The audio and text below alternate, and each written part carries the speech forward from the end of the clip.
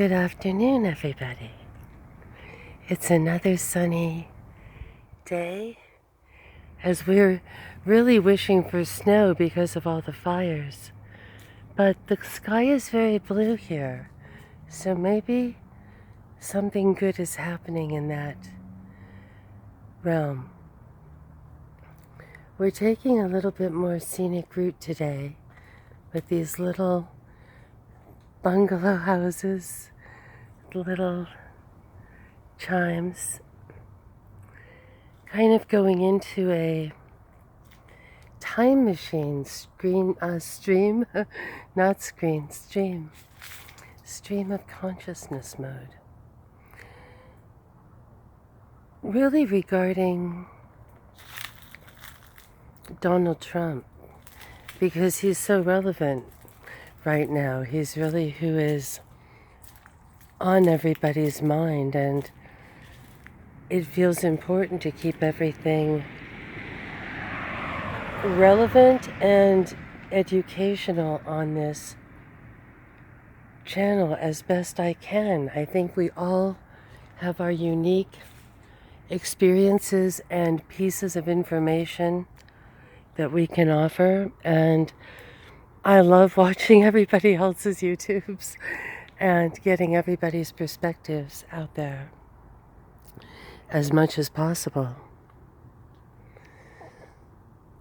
But there was a point in time when our lives collided just briefly, because I was living in New York in the 1980s. First time was at Friends World College, and that's a tiny college that I believe is now defunct, and it was a Quaker school that was located, the headquarters were on Long Island, and it was in Huntington, or actually Lloyd Harbor. Huntington was the station that we would go down. And it was next door to the Cold Spring Harbor Labs, which is where strange eugenics programs were. Some people say that's where AIDS was developed. It's where DNA was discovered. Crick, I believe, was there, and those people. And it's the old Dulles estate, which was the East India trading company, kind of the Opium Wars money, and we were on the Livingston estate next door, which was, or relatively next door, just sort of down the road a bit. They were at Cold Spring Harbor, we were at Lloyd Harbor, and the Livingston estate was, the Livingstons were also connected to that opium trade, and that was where they got these kind of Gatsby-esque fortunes. And I moved from New York to go to the Evergreen State College to be near my grandmother, who was dying. And then I did go back. To New York, but not back to Friends World College. I stayed enrolled at Evergreen, but I moved to New York and just used them as a mail order college and worked. I just went to work in New York, and the places where I worked, and that's sort of a funny story in and of itself, and that we'll get into later, because this is not about me. This is about the atmosphere that Donald Trump was in, and the references that he can make. It's interesting watching YouTube sometimes and seeing just really bizarre places where it's hard to even relate, because it's so other. The place, everything. It's like you didn't even know it existed. And that was really what New York was like in the 80s. I hear it's different now. Everyone has their kind of I'm so disappointed stories regarding New York. And I don't know. I have not been back since 1998, 1999. So it's really been quite a long while. But I was there solidly for 80s, 90s with little interim breaks, and worked at the law firms down in the Wall Street area and up in Midtown. And some of the law firms had a branch downtown and Midtown, like Sullivan and Cromwell, which was a very major player on the list. I was a corporate legal proofreader, mergers and acquisitions. So it was a rather strange, kind of almost cultish position. There were not a lot of us. It was very unusual, and mainly we worked at night, making sure that everything was ready for the stock market and for the SEC, Edgarizing, this kind of thing. But not always. There were other types of documents as well. But that was what a lot of the work entailed in the 80s, in that flurry of activity and high novelty time. And then I would just get sort of spit out into the into the streets after these very long nights where you would be kind of, if it was at the printer, I would be locked in so that there could be no insider trading. This was before cell phones. I don't know what they do now. Empty people out, turn them upside down, make them pull out their pockets. I don't know. But this was, I guess, in the good old days of that. And here is our interesting tunnel. And if you walk up, I guess you can see there where it says Information Center, City Center.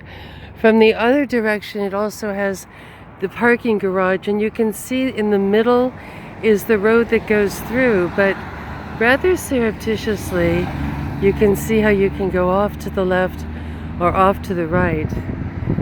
And we had a governor here who was rather dear, named Mike Lowry, who I don't know what happened with him and the powers that be, but he got caught like drunk driving in the garage or some goofy thing like that, in the middle of the night. I think it's really confusing down there and people get lost. And I certainly didn't know there was an auditorium / theater / champagne drinking place down there, but you can see how you can just come right off the road here and get right there. So there's a little bit better perspective for you.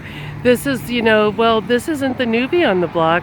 There's the other one. But anyway, back now to being in New York at that time. And, of course, life wasn't always just only that, although it felt like it a lot, because with those jobs, you could be somewhere, up to 40 hours sometimes. And, some of these printers had, showers and places to sleep. I don't, you would, just do your best to hang on. And, some places had, fake fireplaces and video games. It was like pre-video games, but they had foosball, they had pinball machines. That's what I was trying to say. They had pinball games at some, and pool.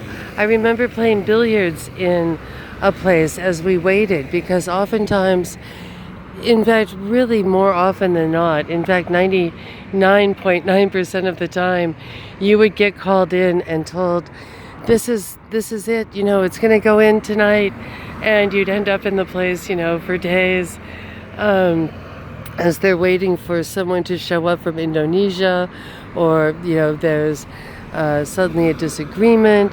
And the money just, flowed. It was just crazy. And it was absurd. I remember, so my Donald Trump story, my Donald Trump experience in New York, was that, and this was maybe more like 1991. I got a telephone call during the day, which was rather unusual because usually I was at night, and doing these night jobs that would go into the day, that would go back into the night. But it was this, kind of morning. I got a call, and can you go down to R.R. Donnelley? And I think I heard that R.R. Donnelley went under, like all these places that were fabulous, that everyone loved to go to work at. They all just went, and it felt like losing friends, because there were people in these places, they have a name, but they're just all like families. And R.R. Donnelley was just full of people that were like magic genies, just amazing people. And they had a kitchen there with a giant refrigerator, and I remember opening it, and it was nothing but Heineken beer, all faced the right way, just a whole refrigerator of that. And we did always wonder, and we did always sort of laugh about, why do they have alcohol at the printers? That's where you really need to be your sharpest. And we'd always lose one proofreader, we would say, to the gods, right? To the false idols of Wall Street, who, had liquor around. And, the rest of the country was not drinking at that time in the 80s. Everybody was sort of like jogging and this health thing. And it was odd to me. And I remember my father said, well, nobody has to drive in New York, so it doesn't really matter. They're doing this health thing mainly because of car accidents, and everyone just can hop in a cab or a subway or just go walk around. And in a way, maybe he was right. I don't know. I wasn't drinker. I actually was sort of into the health thing, but I think he probably had a point, that there was something nice about being unencumbered by driving around and having to have a car, and just being very free in that way. And, getting spit out of these bizarro long, mergers, acquisitions, paper, is it consistent? What's going on? Changing laws. There was so much. And then going to beautiful places like Greenwich Village, which were full of amazing it was architecture, just places, and a lot of them aren't even known, or you don't even see them, and I wonder about them. Like I remember one place that just was kind of on some street, and it just looked Beaux Arts and had long narrow windows with half columns, and it looked just Gothic, and was probably built in the 20s, and probably some rock star lives there now, I don't know.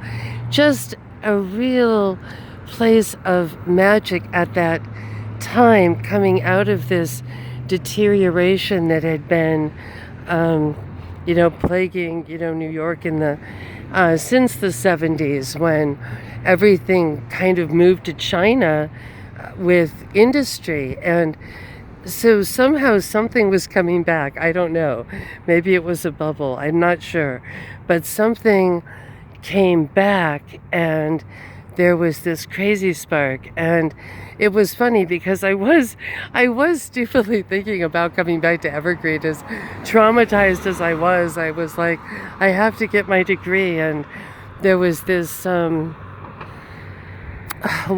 was an like an Israeli like colonel or something, Maurice Abouaf. And he said, no, you will stay, you will make money, I will make money.